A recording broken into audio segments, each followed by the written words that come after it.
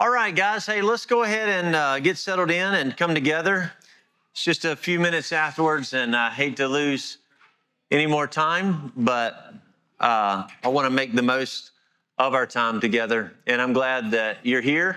I really think that this is going to be very beneficial. This is something that we have been planning on and talking about for a long time, our legacy planning seminar. I want to say a few words before I introduce Samuel, as many of you already know anyway, but many of you know him more in a personal capacity than a professional capacity. The way that this really germinated in my mind was, I think it's been several years ago, Mr. Darby. It's been a while. And Mr. Darby and Miss Wendy were talking with me and have several times about offering some things to the church that would help people think through their passing and how to be good stewards of what we have, particularly when we're no longer here. And that, in conjunction with Wednesday nights, as we've been walking through Ecclesiastes, we've been confronted with the brevity of life and the fact that we are going to die, and we have very, very valuable assets, starting with our children, but even beyond that we want to protect. Well, so I've been thinking on this for, as I mentioned, several years, a long time. I have done more funerals than I can count, and I can't tell you how many funerals I have officiated where there was just chaos compounded with chaos. It was a train wreck because there were not clear plans in place in terms of who would get what, the children, what this would look like. And so what Samuel is going to talk about is going to go far beyond and much higher than just sorting out who gets what. But you know that this is an important topic. This morning, as I mentioned this, I asked everyone in the church, raise your hand if you've ever been on the wrong end of a family member, a loved one passing, and then as you were, you had a tremendous mess to clean up. So many of you have experienced that, and I have seen that. And we want to leave a blessing and not a curse to our children and to our children's children until Christ returns. So I believe this is very important. And so I asked Samuel to come and lead this for 2 hours from 2:30 to 4:30.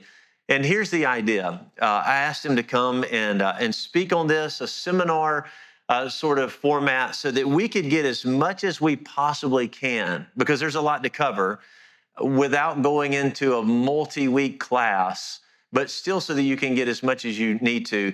And then anything after that, at the end, we plan to have a time of Q&A with as much time as allows. So if you have questions you're thinking about, feel free to be thinking through those and then prepared at the end to ask those. Now, I would imagine some questions could be so nuanced that it would be hard probably for you, Samuel, in this environment to answer. But we want to make the most of our time. And then afterwards, if you have someone that you already know that you would like to take this information to as an attorney and think more in depth about these sorts of things, then please take this information and do what you will with it. Nothing that Samuel says is a direct representation of the position of RBC, but I wouldn't ask him if I didn't trust him. And I do, and we do. So thank you, Samuel. So my recommendation is go see Samuel and do that in a professional capacity. You can reach out to him, but you all know Samuel, and you can get his number easily and connect to him and ask him questions. And Samuel, thank you for being so available as well. I asked him when they came, are we harassing you before and after church when we have questions like this? And he was just so kind and gracious to say, no, I really want to be a help and a blessing. So you can follow up with him on a more of a professional level after that. Let me introduce Samuel. Speaking of more professionally, Samuel Johnson graduated from Liberty University with his bachelor's degree in political science, 2020, summa cum laude. He then attended Liberty University School of Law, where he graduated with his Juris Doctor in 2023, cum laude. During law school, Samuel had the privilege of serving as a senior editor for Liberty University Law Review and as president of the Liberty Law Chapter of the Christian Legal Society. Following law school, Samuel served the 2023 to 2024 as law clerk to Chief Justice Tom Parker of the Alabama Supreme Court. He then worked at HSLDA as an associate attorney, defending the rights of homeschooling families in several states, including Alabama. At McClure and Associates, Samuel heads up the firm's new real estate division and also handles matters in a wide variety of other legal fields, particularly estate planning and business law. Samuel is married and the proud father of 5 children, and Samuel and his family worship here with us at Reformation Baptist Church in Wetumpka, Alabama. Last Sunday evening, Samuel spoke alongside our dear friend Ben Dupre at a conference that we held right here. They were both incredibly beneficial, but Samuel spoke more on Christians starting businesses, building wealth, and doing that to the glory of God. He spoke on matters of DHR and just both counsel and warnings and dealing with matters of children such as DHR. Samuel, you spoke on a lot of different subjects. And if you didn't get to hear that, we'll have that on our website. You can go back and check that out. But today we'll be given more so to protecting those precious things in our life. So Samuel, again, I want to welcome you. Please come and share with us. And then at the end, with the time left, we will take questions. Hey, y'all give Samuel a welcome. Thank him for coming. Thank you, Ben. Thank you, brother.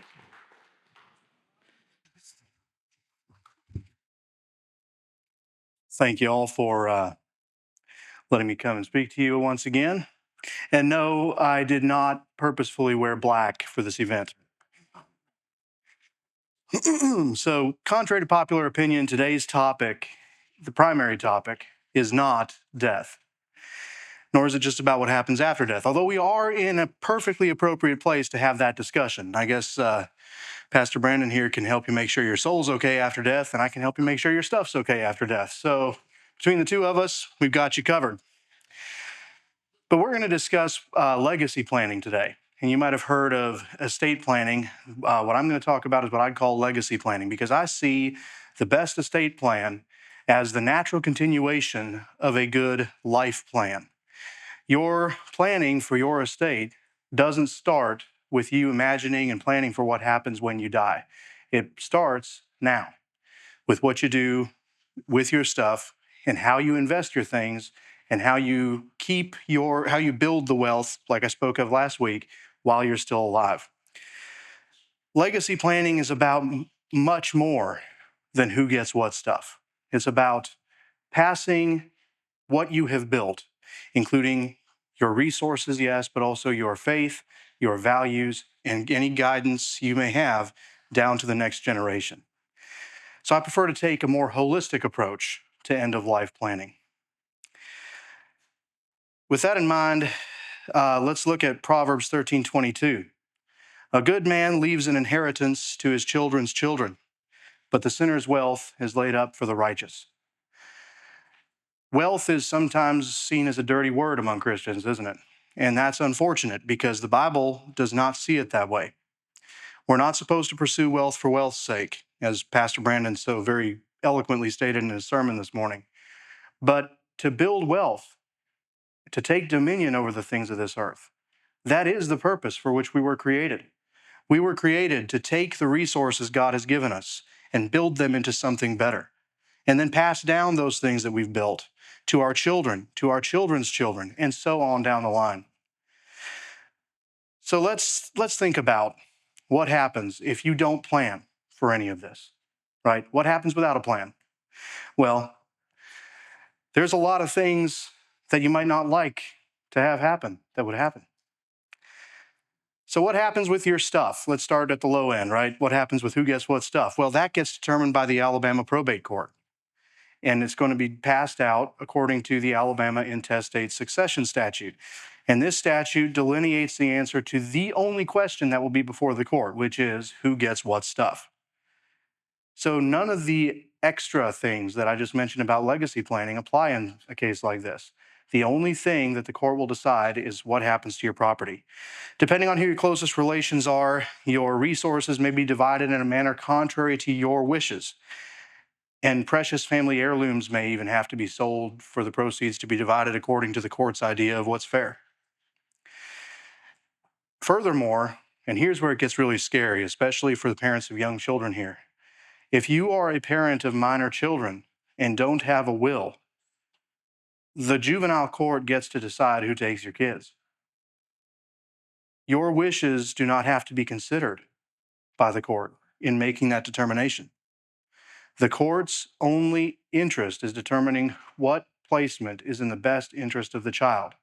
And it does that by looking at a number of factors, such as parental cooperation, the relationship of the child, parental fitness of the potential custodian, stability for the child, and any history of abuse. But notably absent is any factor considering whether whoever might get your children will continue in their education in the manner that you think best, whether they'll take your kids to church, or whether they're even of the same faith as you. So just take a moment to think about that. You're gone, and your children are in the hands of the state. That should frighten you. And if it does, that's a good thing. So if you're the first parent to die, the other parent usually gets the kids. That's good, right? But what if you're the last one to die? Or both of you get in a car wreck, God forbid, and both pass simultaneously? Your kids, your precious little ones, the single most valuable thing God has entrusted to you, is now a ward of the state. It's frightening to me. If you homeschool your kids may very well end up going to public school after that, which, if it's not that important to you, that's fine. But it could undo a lot of what you were trying to do by homeschooling them in the first place. I know a lot of people here do homeschool their kids. That should be something you'd want to consider. So let's talk a little bit more about the procedure involved. So in the best case scenario, when someone dies without a will, the next of kin promptly consult an attorney and file a petition in the probate court for what's called letters of administration. And if the family is harmonious and nobody fights anything and it's all fine and dandy between everybody, the process can be concluded inside of about 9 months to a year and a half. You have a mandatory 6-month waiting period for creditors to make claims against the estate. And then after that, if nobody fights about anything and everything is easy to divvy up, you got another few months with a moderate amount of expense, right? It's not going to be cheap, might not be terribly expensive, but lawyers and attorneys in courts, they're not cheap. You're going to have a decent bit of expense involved throughout all of this. Because to distribute any assets, you've got to get the court to order the asset to be distributed. If the estate is large or complex, or the family fights over stuff, it can take years of court wrangling, thousands upon thousands of dollars in legal fees and costs, and a lot of hard feelings just to get the stuff disposed of. Amen. So in a surprising amount of cases, some of which I've gotten involved in after the fact, a person dies and the family distributes property among themselves. Nobody goes to the probate court, nothing, they just take it and move on. For personal property like clothes, books, jewelry, chairs, tables, whatever, that's fine, right? But for assets with certificates of title like real estate or vehicles, this can be a huge problem. I've got a case right now. It involves some land that's been in a particular family for 3 generations. And the extended family is very large. Most of the people have more than 5 or 6 children. It's a large extended family. So the issue is this. The previous 2 generations of the family are all deceased. Every one of them has been dead for more than 10 years. But no one ever filed any estate administrations for any of them. And none of them had a will. So my client's one of the cousins who wants to buy his grandmother's old home place to fix it up, make it beautiful again. But the property is currently titled in the names of his uncle and aunt, the last of whom passed away 10 years ago. They left behind them at least 12 heirs. There's a significant probability that there are more than 12 heirs that we don't know about. At least half of the heirs cannot be currently located. So how is this man to get title into his name so that he can fix up this home place and have a marketable title to pass on to the next generation? This is going to cost a lot of money. We're going to have to end up going to court over it. It's going to be a long, drawn-out process that could have been very easily prevented if 2 people had drawn up a will. So how do you avoid these types of situations and create your own legacy plan? Well, disclaimer, the rest of this presentation isn't going to be, for more information, consult an estate planning attorney at 334-546-2009. Although you are welcome and highly encouraged to do so. Let's get into the basics of how to craft a good legacy plan starting now. The first step, I would say, is financial planning. It doesn't even start with the drafting of a will. It starts before that. So, because the first and most obvious consideration is building an estate worth planning. It's what Pastor Brandon so often calls the dominion mandate. We are to take dominion of this earth, build things that are better than what we found them, and pass those on. It's all one part, it's all one same process. The will is a part of it, not the whole thing. So as I always counsel my clients, as I said before, the best legacy plan is the natural continuation of a good financial plan, which is why investment and financial strategies are so crucial, particularly for things like if you're going to have trusts or larger estates. It's extremely critical, which is one reason I invited a guest here, Robert Fell. Would you stand up, Robert? This guy's a good friend. He's a Christian brother. We actually met through the Gideons. We're both members. We spent a good amount of time together at the Autauga County Fair a couple months ago, passing out scriptures to kids. It was a good time. But Mr. Fell's a financial planner with Edward Jones. So financial planning is extremely important to your estate plan. So if you might need any services like this, here's a good guy to go to. Catch him after I'm done talking, if you're still awake. And hopefully y'all can get some good information from him. The biggest reason to do financial planning is that you can make that part of your long-term estate plan and then integrate the two seamlessly. And what do I mean by that? Well, first, investment accounts, retirement accounts, and bank accounts, they're all significant personal assets that can pass down to your descendants while bypassing the probate process, even without a will. And that's because these financial instruments allow you to create what's called a beneficiary form for each of them. But for example, when you consult with Robert about how to fill, you can ask him about how to fill these out. He can help you make sure that the beneficiary forms will pass down these assets to your children in the way that you would like them to pass. And once that's done, your financial assets will automatically transfer to whoever you list on the beneficiary form without anybody having to go to court over it. So that not only saves a lot of process and potential wrangling, maybe the hard feelings that come along with it, preserves the harmony in your family, but it also saves those costs, that money that can then go to your children. So that's a win-win. There's some limitations to the ability to do this, especially if your wishes are not to pass all your financial assets to your children in equal proportions, or if you have certain specific issues that you want to address, specific bequests. But we'll go over that a little bit later. But this is a great way to pass down a large proportion of your financial wealth to your children with a minimum of cost or hassle. And secondly, as your financial plan grows with time, you can transfer various financial assets into trusts or other vehicles that bypass probate, again, saving the money, saving the time and hassle, while still keeping the financial instruments themselves intact to keep earning returns and growing for you. So, like I said, trusts also bypass probate. So your heirs will save the cost, and then that money that they wouldn't be spending on the court, that can also grow along with the rest of it. Depending on how you structure the trust, you can also exert more control over how much money goes to whom individually among your children than you could just through beneficiary forms alone. So it gives you a little bit more of a degree of control over what goes to whom. More on that later again. So the bottom line is that a good financial plan is a very, very good thing to have when you're starting the process of estate planning.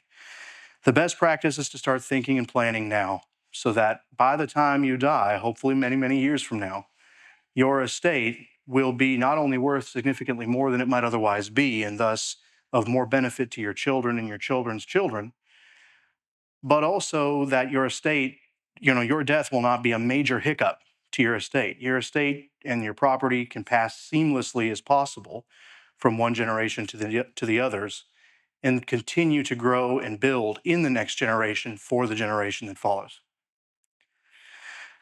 With all that said, I'd like to go into the basic anatomy of a legacy plan. What does it look like? What are the documents involved? What are some things you should be thinking about? What do all these documents do, right? There's a lot that goes into that. So the primary documents that I recommend every single person in this room have or obtain as soon as possible are the following: a last will and testament, commonly known as a will, a general power of attorney, and a durable healthcare power of attorney with an advanced medical directive, preferably attached. So most of you have probably heard of or are familiar with these documents, but it's surprising how many people live without any of them. Studies show that as many as 70% of Americans live and die without any kind of estate plan or any of these documents. That's a very surprising statistic considering the risk that these documents eliminate. So let's start with the will. Under Alabama law, a will is defined as a document directing the distribution of property upon one's death that is executed with formalities laid down by law. It's a very simple definition. It's the bare bones minimum for a valid will, but if you have that, there's nothing that mandates a certain structure of your will or what it must contain. That's all you need to have a valid will in the state of Alabama. But some things a will can also do include appointing an executor to manage the probate and distribution of your estate, appointing guardians and conservators for any minor children you may leave behind, establishing testamentary trusts for the management of any property you might leave to minor or special needs children, establishing testamentary educational trusts for the education of any minor or special needs children you might leave behind to ensure that their education is carried on in accordance with your wishes. You can appoint trustees to manage any of these testamentary trusts. You can make specific bequests to specific people. You can create bequests to charity or to your church. You can include a statement of your faith, your family values, and any guidance you may have for succeeding generations. So let's go through these one at a time and elaborate a little bit more on them. 1, whether you die with or without a will, someone has to manage the probate process. If you don't appoint someone to do that, which you can only do by will, then the court has to appoint someone. And if you got more than one person wanting to manage your estate, that can be a pretty lengthy fight. And it's also an extra court proceeding. So you got to go to court over who gets to manage the proceeding, and then you got to go to court for the proceeding. So you got an extra court proceeding involved if you don't have a will that you can eliminate by naming an executor in your will. By appointing an executor in your will, of course, you save the costs associated with that. Again, try to think about how to save the maximum amount of resources that can go to your children. That's money that they can get rather than the Alabama court system. The second one is extremely important for young families here, and I cannot stress this enough. As I've already mentioned, if you don't appoint guardians for your children, the state decides who gets them after your death. And under Alabama code, I got the citation here if you want to look it up, section 26-2A-71, parents may only appoint a guardian for their children by a will or another writing executed with the same formalities. So basically either a will or a limited purpose will. If you don't have either of those right now, you are risking, if you get in a wreck going home from here tonight, God forbid, and you leave minor children behind, those children are now at the discretion of the court. That's the risk you're living with. So that's a huge reason to execute a will now, immediately. Even if you don't have a lot of property or don't really care whether your property passes down according to the statute. You know, some people don't mind that. The property under the statute goes to all the heirs equally, no special procedures involved. If you don't mind that, right, you don't have to have a will to distribute your property, but you should still have a will to make sure your kids are taken care of by someone you know and trust who shares your values and who will educate them in accordance with your wishes. On top of that, if your kids are in this situation, it means they've just lost both their parents, okay? This is a hugely overwrought emotional experience for a young child. Do you seriously want them, on top of the emotional grief of having just lost their parents, to spend the next few months wondering who's going to take them, where they're going to live, who's going to take care of them, how long it's going to be till the court makes these decisions. You know, if all of us here love our children, if there's any way we can spare them that kind of emotional stress, we should do it. So if both parents die and all the kids are still minors, this is going into the third thing that a will can do. Minors can't own real property in Alabama. They can't manage their finances for themselves, right? If both of you die and all the kids are still minors, then in addition to a custody case to determine who gets to raise them, your executor or somebody else now also needs to file a case to be named as conservator of their property. Because under Alabama law, those are two separate things. You can be guardian of a child without being a conservator of their property. So somebody needs to go to court to manage their property too. Again, you get the court involved in everything if you don't spell it out. Again, it's just one more court proceeding, associated costs, further whittles down your estate. This is why intestate estates can get eaten up whole by court costs, because all these different proceedings have to be done. Every one of them takes lawyers' fees. Every one of them takes filing fees. Every one of them takes months of waiting just in hearings and between motion practices and all this stuff. It's exhausting. It's financially draining. It's best avoided. So if you can appoint a guardian and conservator by your will, none of that has to happen. You can appoint a trustee in the same instrument in which you appoint your child's guardian. You can appoint the same person to be a guardian of your children and trustee of a testamentary trust where all your property is held in trust for the benefit of your children until they reach majority, at which time it's distributed to them in accordance with the terms of your will. Very simple, easy, straightforward. Your kids can make a much smoother transition into their new life if you do something like this. Because again, your kids have the emotional burden of the court case as well. It's not just between the adults and the attorneys. Kids know what's going on. You know, we can all remember when we were kids, we all knew a lot more than we were given credit for, didn't we? They know what's going on. They get stressed out about it as well. And if you can save that for them, that's a loving thing to do, isn't it? Number 4, the educational side. Many people here homeschool their kids, myself included. For those of us who do, it's very, very important to us, and this is one of the biggest reasons we do homeschool, that our children receive a Christian education with instruction in a godly worldview. Your will can direct that a certain amount of money go into a testamentary educational trust to fund your children's education, conditional upon the money going to fund a Christian education for your children, whether that's through homeschooling or through a Christian private school. And then the money can only be used for that purpose. So obviously, if you're naming guardians for your children in your will, you're going to probably try to name somebody that you already trust to continue their education as you wanted it to be continued, right? But this can serve to give them a little more incentive to do things as you would want. Because if they do give your children the education you would wish for them, then they have access to money from your estate to fund it. If they don't get that. So it's just a little bit of a belt and suspenders approach, right? Give them a little bit more incentive to do what you think they're already going to do, just to make sure your kids are educated the way you think is best. So number 5, this is pretty simple. Every trust needs a trustee. Trusts don't manage themselves. So your will, if it creates a trust, can also name a person to be the trustee. You can name the same person you name as guardian for your children. You can name another person. You can name a third party, such as your lawyer. You can name an institution like your bank.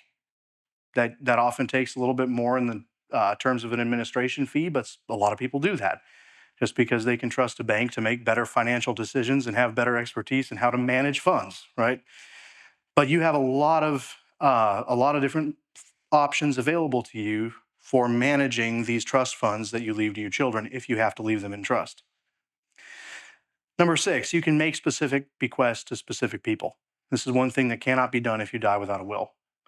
Because if you die without a will, the statute controls who gets your stuff. And the statute doesn't say, I leave my grandfather's rifle to my oldest son. It doesn't say that. It says everything goes to everyone equally.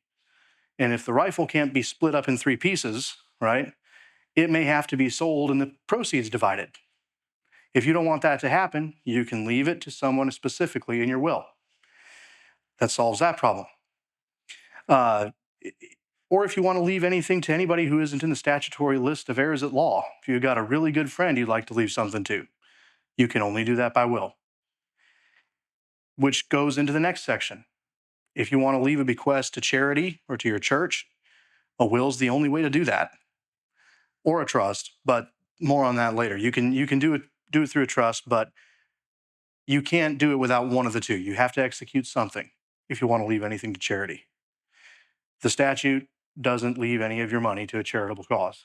Just doesn't. So, number 8, you can leave a letter to your family outlining your faith, your values, or any guidance or exhortation you might have for your children anytime. You don't need a will to do that. Just write a letter, sign it, fold it up, put it in an envelope, put it in your desk. But a will is one of the only documents that your executor is required by law to present to every one of your heirs. So if you have a statement of faith that you'd like every one of your children to see, put it in your will. You can do that. I've done it for people. It's easy to do. Just put it in the preamble right up there at the top. This is what I believe. This is what I hope you believe. It's my wish that you will read the Bible regularly, learn to love the Lord with all your heart, mind, soul, and strength, and love your neighbor as yourself. Whatever you want to say, you can put it in there, and every one of your children will see it when you pass on. Think of it as the final parting exhortation and blessing to your children and grandchildren, like Jacob in Genesis 29, blessing all his sons and telling them what he wanted to see from them. So clearly there's a lot of advantages to having a will in place, no matter what stage in life you are or how much property you have. And we've already been over a lot of the risks a will eliminates, but just to tie it all up, I'll summarize them right here. The risk of court costs and battles over children or property. The risk of your children being raised by someone that you wouldn't choose for them instead of someone you know and trust. The risk of unnecessary instability for your children while navigating the court proceedings and the transition. The risk of your property passing to your heirs at law in equal shares, regardless of what you might specifically desire for some people to get some property. There's the risk of gaps in title for your real estate, as I mentioned earlier, or other titled assets, and the risk of your property having to go to a court-appointed conservator for your children rather than your own hand-picked trustee, and the risk of a huge proportion of your estate being eaten up in court costs and legal fees rather than passing down as an inheritance to your kids. So if you don't have a will, you're living with all of these risks right now. And like I say to all my estate planning clients, right? Live as though you're going to live 1,000 years. Plan as though you're going to die tomorrow. Because we're all just one heartbeat away, aren't we? We think we have a lot of time, and many of us do, thank the Lord, but we never know how much we got left. So make a plan. So keep in mind that you can amend your will. If you do make one, you can amend your will at any time during your life. Your will doesn't actually have any force during your life. It only takes effect when you die. So nothing is actually set in stone until your death. You don't have to rewrite your whole will anytime you want to change it either. You can execute what's called a codicil for a fraction of the cost of a whole new will and change one item or multiple different items in your will as you choose. So you can, it's always a good idea to review your estate plan every 4 to 5 years minimum. Make sure it's up with your current circumstances. It accurately reflects your current life situation and doesn't need amendment. And then also to amend it if it needs it.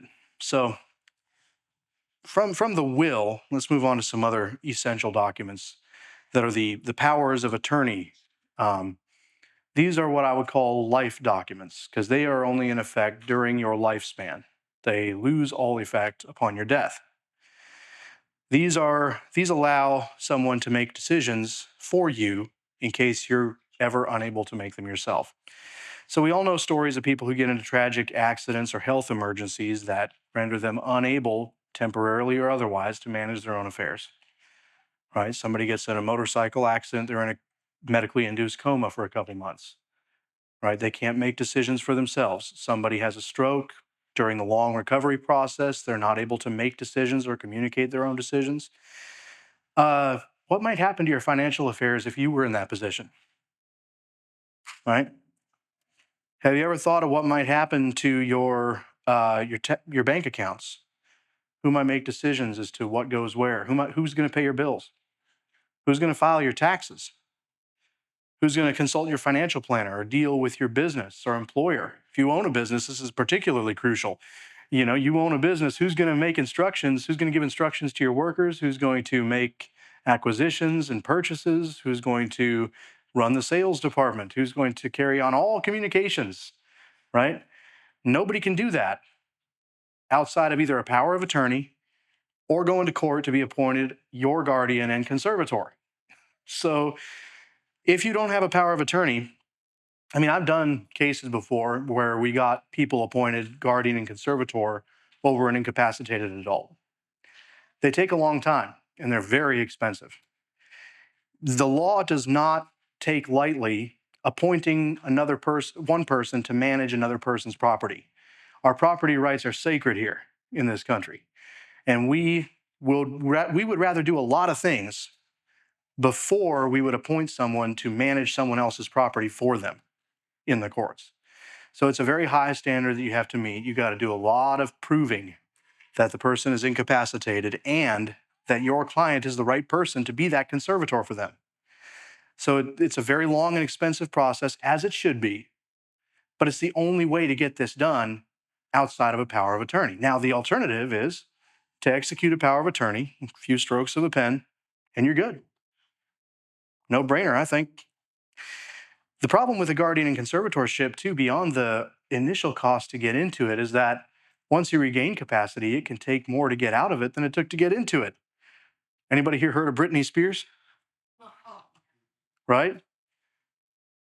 How long did it take her to get out of her guardian and conservatorship? 15 years. Yep. And how many thousands and thousands of dollars do you think she spent in legal fees to get that done?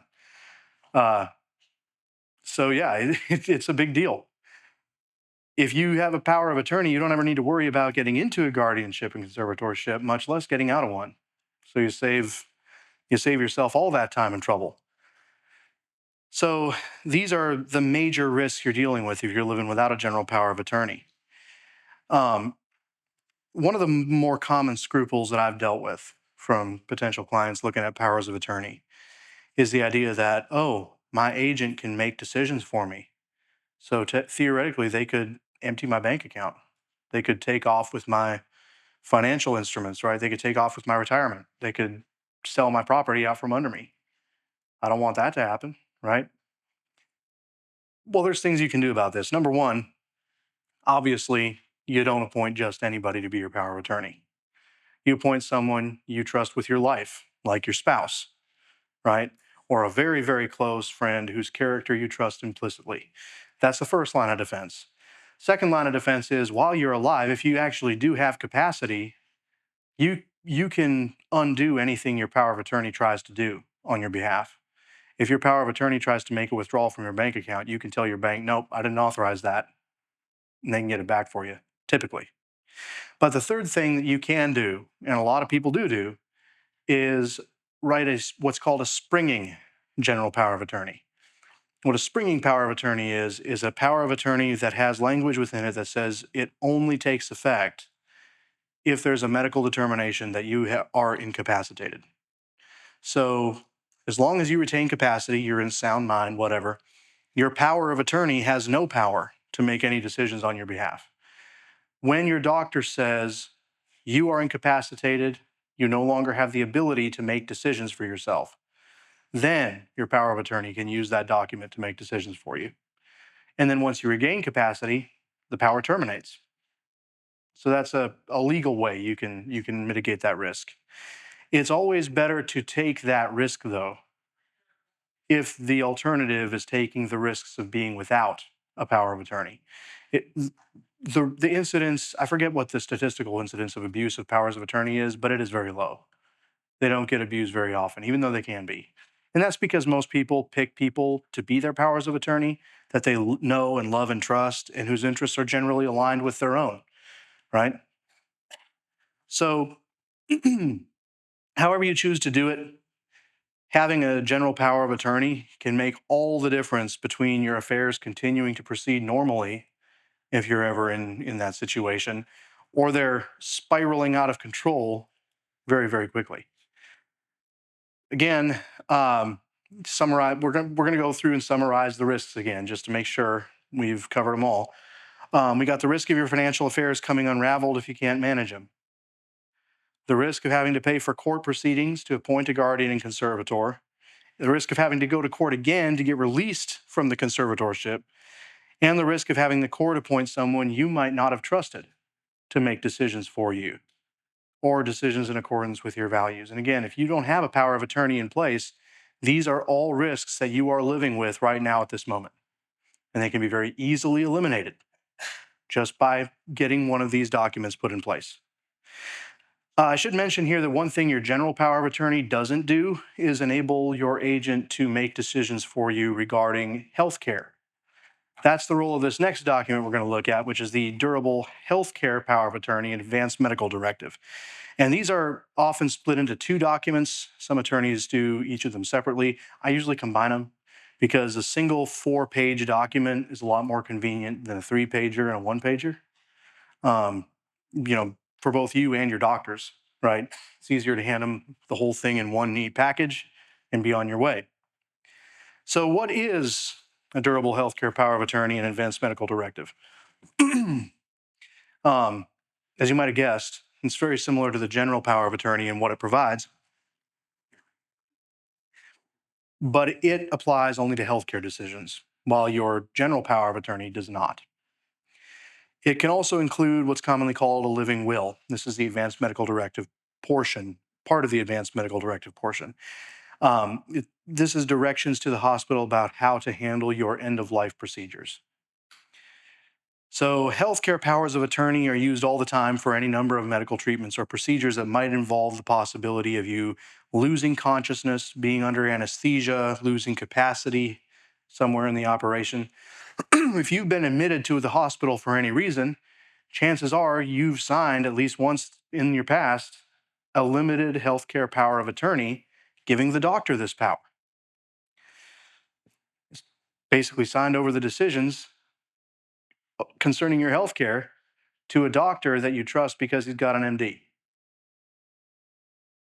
So, and in many cases, people don't even get a chance to think about that before they're already in the hospital bed, sick or in pain, potentially under the influence of pain-relieving drugs, in unfamiliar environments and under a time crunch. Don't wait until you're in the hospital gown to decide who gets to make decisions for you. Who gets to say what treatments you get, whether you can be on certain drugs, whether you can have certain surgeries, whether you can have, certain people object to things like blood transfusions, right? If you have certain things you don't want done to you, don't wait for the crunch time to come before you make a decision as to who gets to say what. Instead, you need to choose another trusted agent, right? Like your spouse. My wife is my healthcare power of attorney, as well as my general power of attorney. And I would definitely recommend that if you're married. You give them a durable healthcare power of attorney, and then give a copy of it to your primary medical care provider so it can become part of your medical record. It becomes part of your medical record, then whoever gets your medical record through a referral from your primary care provider for, like, say you get cancer, you go to an oncologist, they get that as part of your medical record. And they know who to call if they need a decision made and you can't make it. It's a good idea to make sure you have a copy available for anybody you're dealing with regarding healthcare. But anyway, the agent then will have all the powers necessary to make all decisions for you related to healthcare, of course, within certain parameters. You can't make a decision while somebody's under anesthesia, give them a little more, and they got a lot of money and I want it. Can't do that. So obviously there's reasonable and legal parameters to this power, but they have the power to make the decisions that you enable them to make. And So then now we got the scariest part of this document for the last. I kid, but only partly. And we're talking now about the end of life instructions, or the living will portion. This part of the document contains possible instructions to your healthcare providers concerning decisions you might not want your healthcare power of attorney making for you. And these are instructions concerning things like life support. If the doctors determine that there's nothing more that can be done for you and your chance of survival is virtually zero, and artificial life support would only serve to artificially prolong the dying process, you can direct that doctors give you palliative care, pain relief, keep you comfortable, but let you go quietly. Or you can leave that off and let them keep you hooked up on devices for as long as they can possibly keep you breathing. It's up to you. A lot of people that I've talked to find this part of the document probably the most emotionally uh, difficult to speak about. We don't want to think about our own end, especially if it involves hospitals and machines, right? But some of these things are necessary to think about because it's best for your own peace of mind and your families as you're going through what will almost inevitably be one of the most emotionally overwrought times in your life. You can either put the tough decision of whether to let your life end or not on your children, your spouse, your loved ones, put that on them in the moment when they're, if anything, least likely to be thinking clearly. Or you can make that decision for them now while you're in your right mind and in full capacity and take that heavy burden off of them so they never have to make that decision. I mean, I know if I was the one making that decision for someone, one of the things I'd ask myself for the rest of my life is, was that the right decision to make? Did I make the right decision? Either did I make them suffer by keeping them on life support for another 3 weeks? Or did I essentially kill them? Right? It would be much easier if that person themselves made that decision, told the doctor, this is what I want to happen, and it's out of your hands at that point. So you can also use this section of your advanced medical directive to do something like a do not resuscitate order. You can prevent medical professionals from using the heart paddles on you if you're not responsive and flatlining, whatever. Um, Very few of my clients actually use that, but I will say a majority of them do include the end of life instructions to give me palliative care and let me go quietly if there's nothing more you can do for me. Full disclosure, I have that in my advanced medical directive. It can be emotionally a difficult thing to think about, but it's probably the best decision. So the end of life instructions, they can be left off. They can be included. I generally recommend including them. But again, as we're going through these documents one by one, let's end up by summarizing the risks of living without an advanced medical directive. And we've already covered these, but just to sum up, you've got the risk of having to sign away your decision making to a doctor you may never have met before, rather than to someone you know and trust to act in accordance with your wishes. You have the risk of having to make the decision of who should be your agent while you're sick or in significant pain, maybe under the influence of certain pain relieving drugs, under a time constraint, perhaps. You got the risk of putting your closest loved ones in the position of either not having any power to make a decision for you if you've signed it away to the doctor, or having to make a decision for you that nobody wants to have to make for someone else. And again, all these risks you are living with right now if you don't have one of these documents in place. And once again, they can be eliminated very easily. These are not excessively complicated documents. They can be very easily obtained from any attorney. Just about any attorney I know will draw one of these up for you. So these are very easy to eliminate risks that you can eliminate and have done with them, and then move on with your life. So we've got the basics covered. And now we can get into some more of the complicated instruments like trusts. That's pretty much what we're going to be talking about for the rest of this time.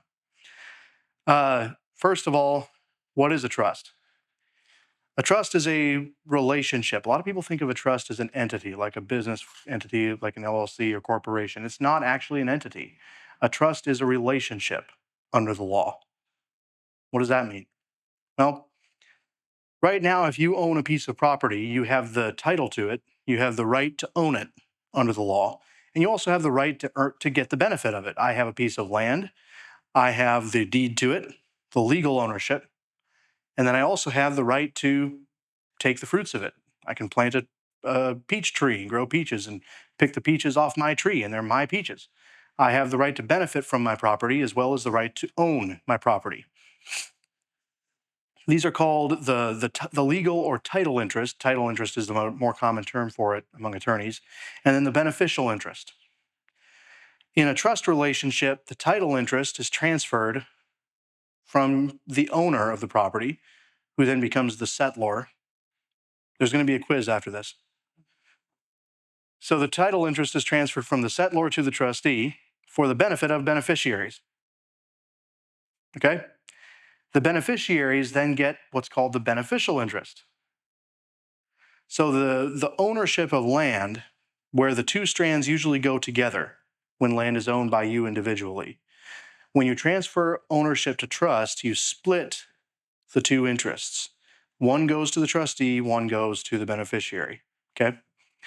And this arrangement results in the trustee owing duties to the beneficiaries to manage the property to which the trustee actually owns legal title. He has to manage that property for the benefit of the beneficiaries, not for the benefit of himself.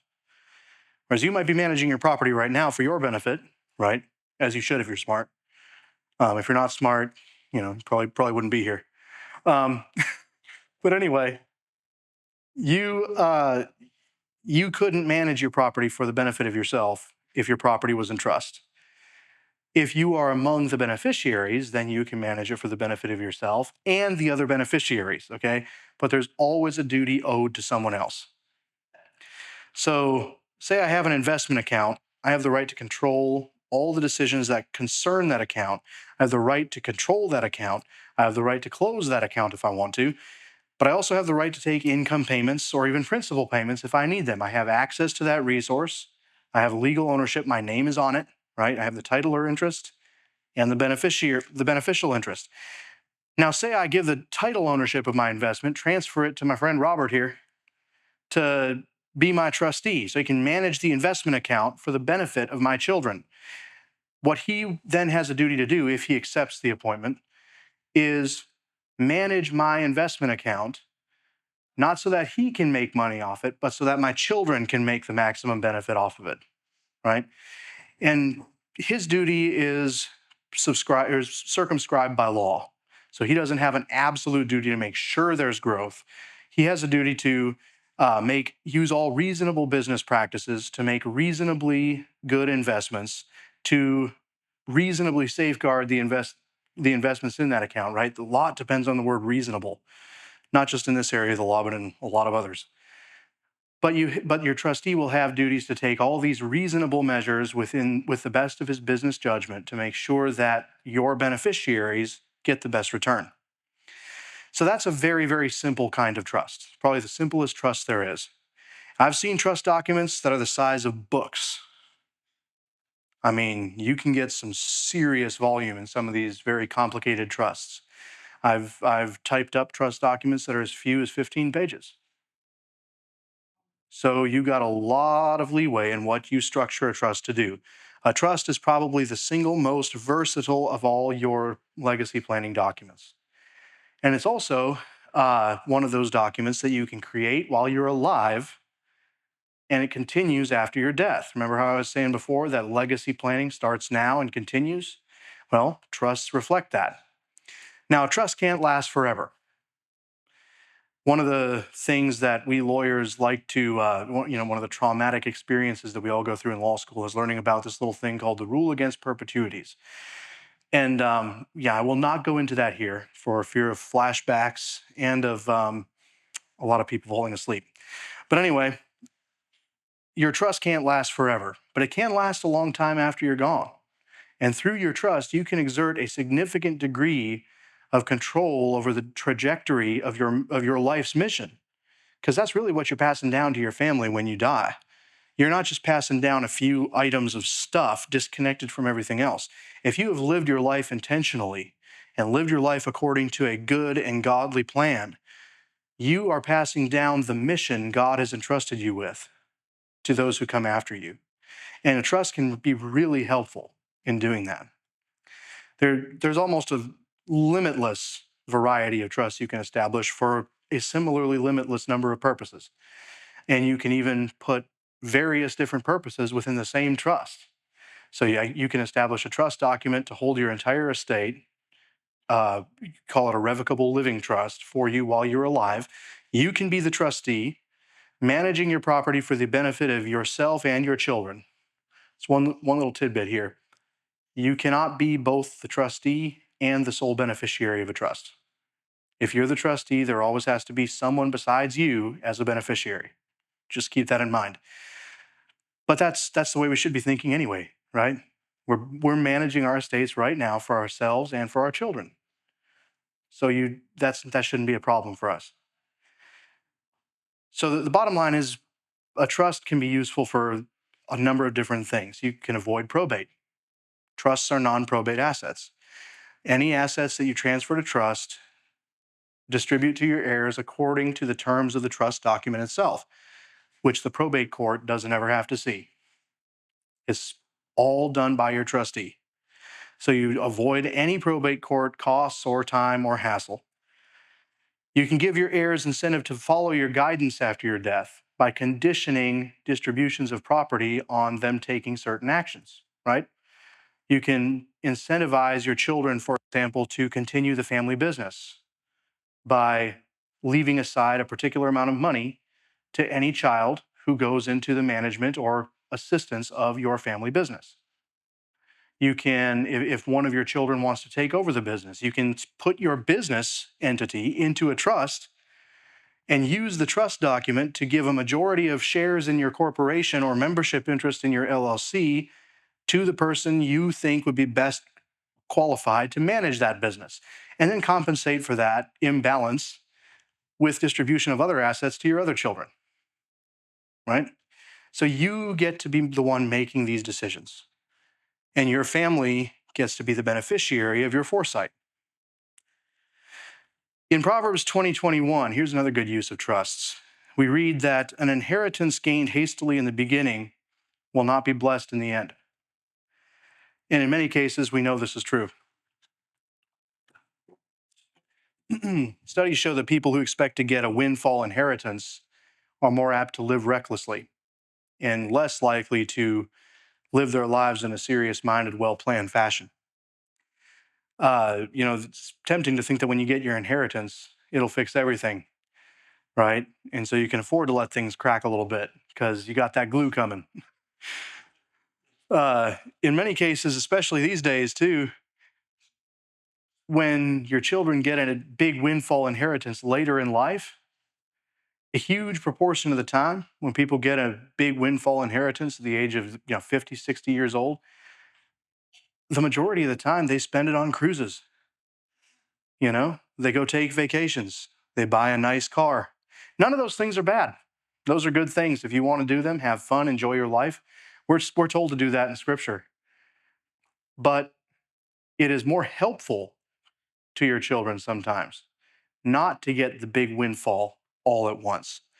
We have the parable of the prodigal son who got his inheritance all at once and then squandered it with harlots in the big city, right? If you have any kind of desire to make sure that your children can use their inheritance in the most responsible manner possible, a trust can help you do that, because what it can do is hold all your assets for a period of time after your death and pay out certain amounts at certain times to your children according to what you write down in the document. So, for example, you could set up a trust that is set to terminate by its own terms 20 years after your death, and instruct your trustee over the time that your property is held in trust to pay certain amounts of money to each of your children from that trust, or distribute certain amounts of assets to your children from that trust. And then at the end of the 20 years, what happens is anything that's left, right, you've slowly whittled it down over 20 years. Anything that's left is divided and distributed to your kids at the end of that. That's one thing you can do. Just an example. Again, the sky's the limit with what you can do with these things. But you can also give your trustee directions in a trust like that, where he can have the discretion to give a larger amount to one of your children if it's for a good cause. Say one of your kids, say you leave $1 million in trust, right? It's pretty normal. Every one of us is going to do that, right? You leave $1 million in trust for your kids. You have 3 kids. Each one of them is entitled to $1/3 $333,333.33. Well, 33 1/3 cents. But yeah, we don't do pennies anymore, so whatever. Each one of your kids is entitled to their third of the trust corpus, it's called, plus a third of the trust income. So you can, in addition to making the regular payments every year, you can instruct your trustee, if one of my kids comes to you and says, I need $100,000 right now because I'm going to start a business. I'm going to start a legitimate business that's actually going to be a serious thing. I'm not just going to say, I'm starting a business running party buses that I'm going to ride on all the time, right? This is like a legit serious business that I'm going to start. Your trustee can say, okay, you're entitled to $333,000, have 100,000 of it, and God be with you, right? So you can build all of this flexibility into how your estate's managed, even after you're gone. So moving on from that, I'd be remiss if I didn't mention once again what you can do with educational trusts. If you leave minor children behind, obviously these people have to be educated. And if you are a Christian and you take the education of your children in the nurture and admonition of the Lord very seriously, as I know all of you here do, you won't want your child to just be educated any old how, right? You'll want to make sure your children have a Christian education. This is exceedingly important because if we're going to be passing down the mission God's given us to our children, we have a duty to do everything in our power to pass down the faith that He's given us to our children. So you can transfer assets to trust. You can do this through your will, or you can do it in a trust document, standalone trust, and condition the release of funds on the receiving an education in line with your values. So you can say, I leave such and such in trust, so much money in trust to be spent on Christian educational materials for my children, or tuition at a private Christian school. And you can even name the Christian school. I would advise if you do that, say, or a similar school of like faith and practice, just in case the school shuts down and then that money can't be used, right? You want to make sure that you don't close everything off too tight. But you have a lot of flexibility there to make sure that your children's education in the direction that you think is best for them is incentivized. Your trustee has incentive to pay the money out only for these things. The person taking care of and educating your children has incentive to do things that way so they can get that resource. It's probably about as close as you can get to guaranteeing that your children will have a Christian education, even if you're not here to oversee it. Obviously, the best thing to do is to stay around until their education is done, but we don't have control over that, do we? Another good use of this instrument, this vehicle of estate planning, is if you have assets that you don't want to be divided. I've already mentioned Grandpa's old rifle, right? You don't want to have to cut Grandpa's rifle into 3 pieces or sell it and have the proceeds divided. This is good, especially if you have family land, real estate that's been in the family for a while, the old home place, family farm. If you have something like that and you don't have some vehicle to keep it in the family, right? If you leave it to your children equally by will, they will very likely want to sell it and split the proceeds, because otherwise they just have a piece of property on their hands that they're paying tax on. Yeah, that's their inheritance, but what good is that to them if they don't live there, don't want it, don't think about it, right? It's kind of the danger of not having something like this, if you have a piece of property that is like that you don't want split up. What you can do is transfer that asset to trust to be managed for the benefit of you, your children, and their heirs. And again, this can't last forever, but the typical trust lasts about 90 years after the death of the settlor. So if you transfer your property to trust now, you have a pretty good probability of it lasting around 90 years after your death. And it'll keep the farm in the family for at least that long. And hopefully by that time, somebody else will want to put it in trust again, keep it in the family, right? But by that time, it's 90 years down the road. Your family might have died out by then, heaven forbid. Might have done that. Or they might have all scattered to the four winds and nobody even knows the farm exists hardly anymore, except that they've got this trust sitting somewhere in Alabama. So circumstances may change in that time. Ideally, you want your family property to stay in your family basically forever, right? I mean, I know the farm I grew up on, I'd hate that if that ever transferred out of my family. But that's just one way you can try to keep that line going as long as you can. Another good use of trusts is minimizing taxation and helping with asset protection, especially for larger estates. I don't think many people in this room probably have large enough estates to be worried about estate and gift tax. Generally, if your estate is worth less than 13.9 million, you don't have to worry about that. It's going to go up to 15 million next year. So if your estate's worth 15 million or more, come see me immediately after this if you don't have a trust in place. I generally recommend anyone with an estate worth 5 million or more seriously consider at least one trust document, just because with estates that size, they can grow very, very quickly, for one thing, if they're well managed. You get that size of a snowball rolling downhill, it can very quickly balloon in size. And number two, probate costs, when you got $5 million worth of assets to transfer, that can become prohibitive very quickly. And trusts bypass probate. So that's eliminated.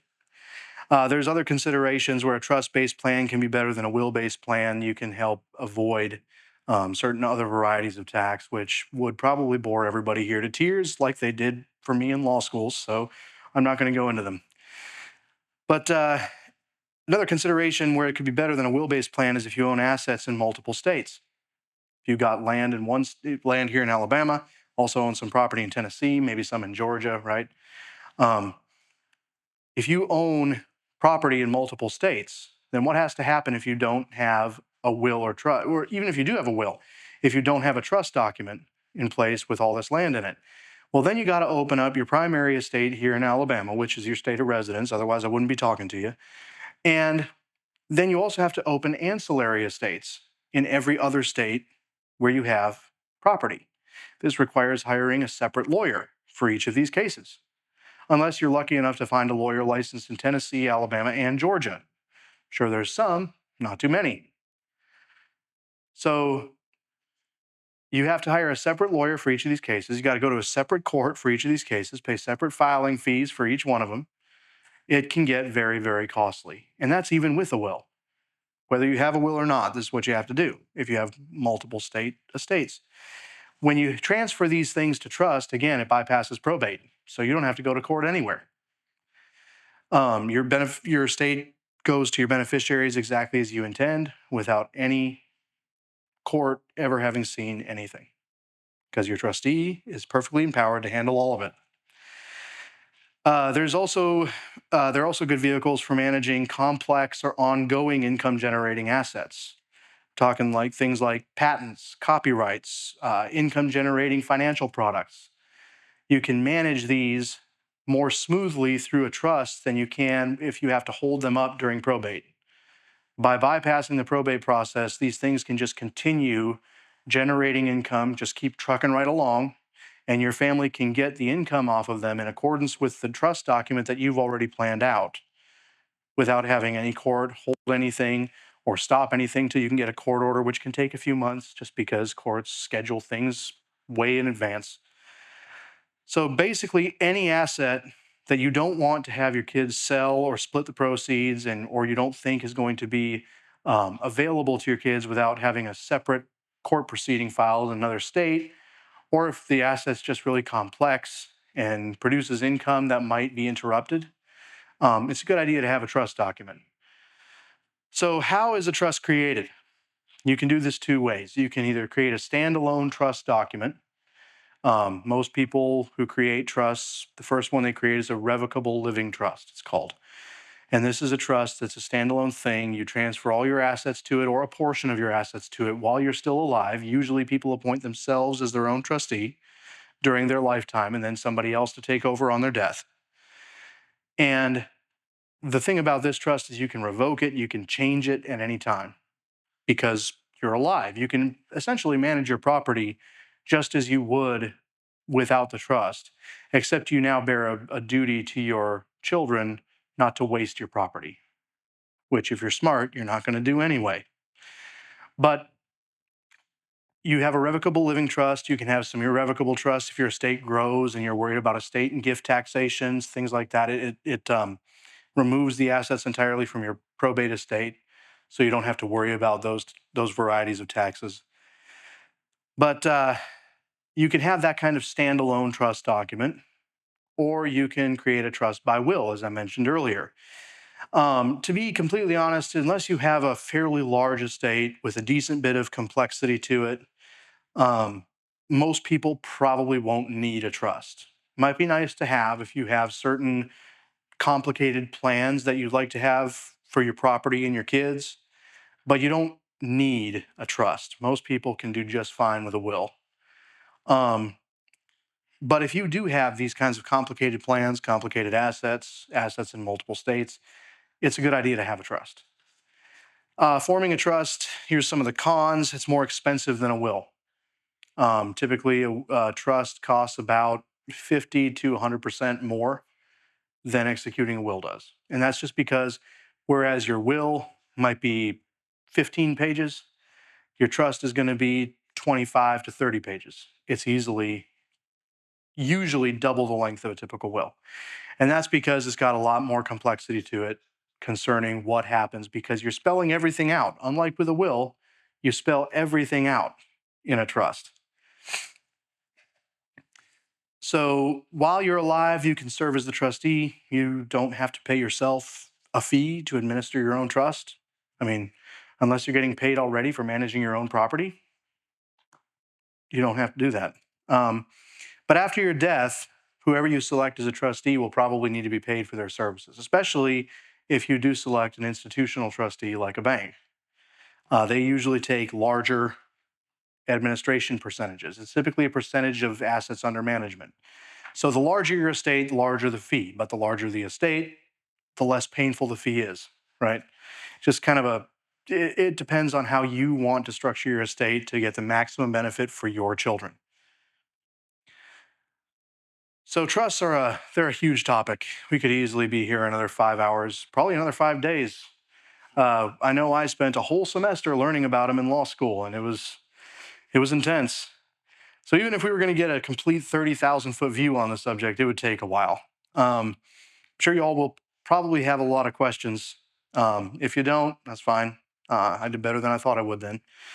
But I won't be able to answer them all here. I won't be able to get a whole lot further into trusts. But what I'd like to do now is I'd like to close the presentation with what I might call an exhortation to the legacy mindset. What do I mean by that? I mean that as individuals, as a church, and as a culture, there's some blind spots about the way we think about ourselves, our lives, and our property that don't bode well for future generations.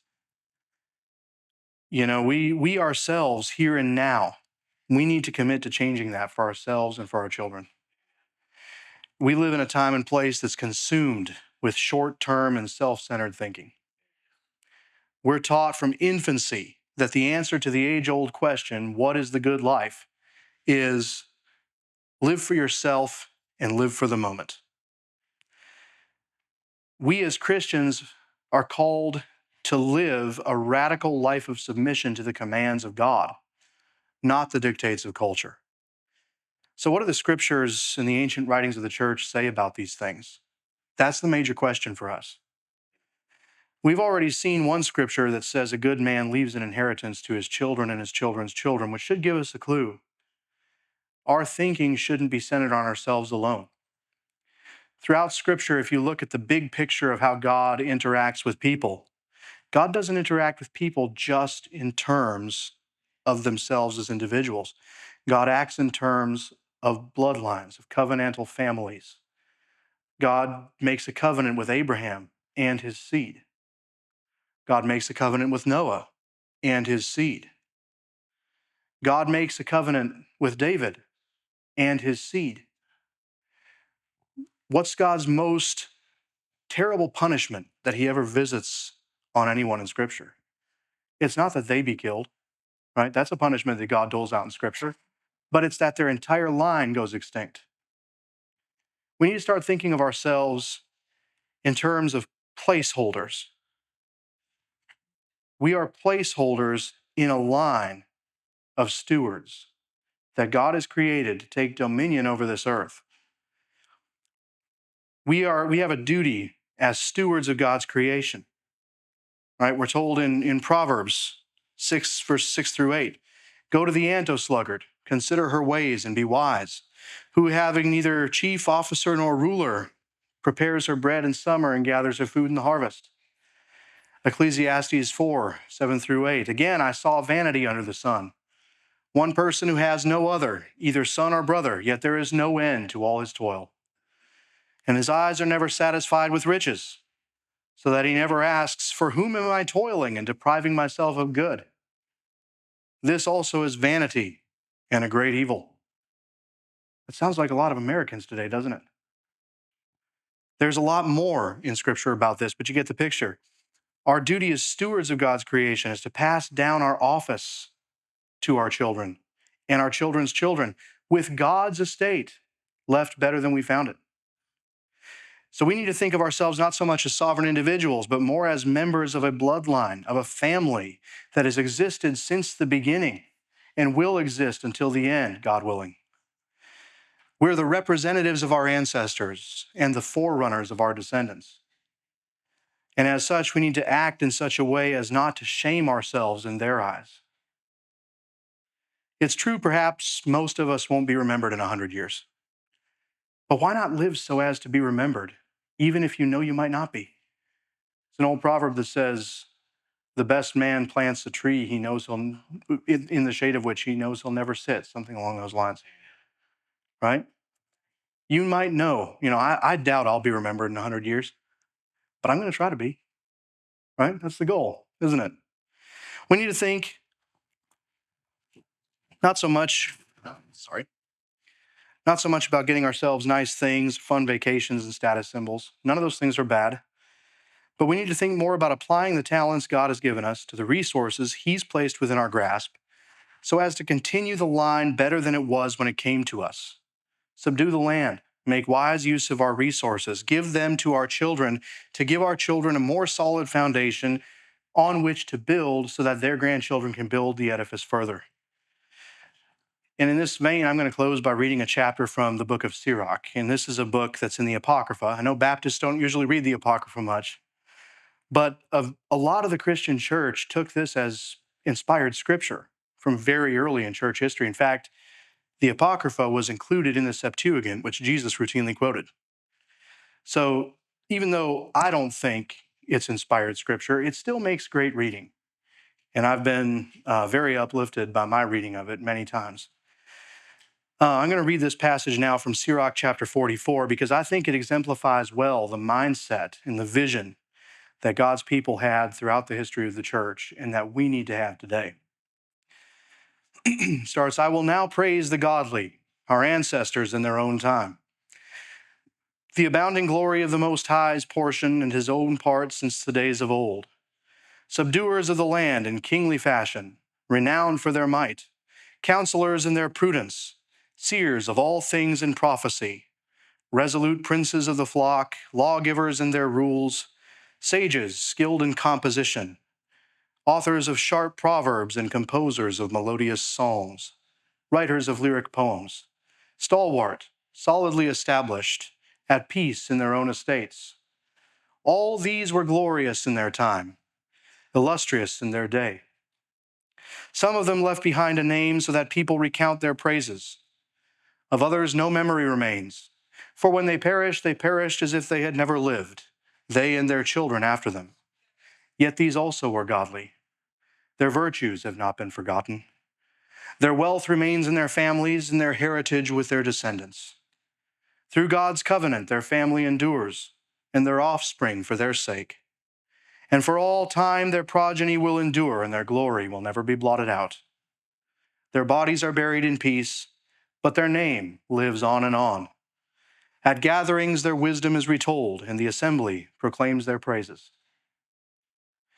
My goal, and I think the goal of everyone here, should be that this passage can apply to us when we pass on to our reward. And I think as we think about the planning of our legacy starts now. We need to be those subduers of the earth. We need to be the sages skilled in composition for our children to learn. We need to be the godly, the memory of whose virtue remains forever. May we be godly, resolute takers of dominion, whose wealth and heritage remains with our families to the glory of God and to our neighbor's good. Thank you all once again for coming here to listen. I'd love to be of help to you if you need any assistance with any of these things. You know where to find me. Many of you already have my phone number. So if any of you wants to get in touch with me to talk about any of these things, I'll make sure to make time for you.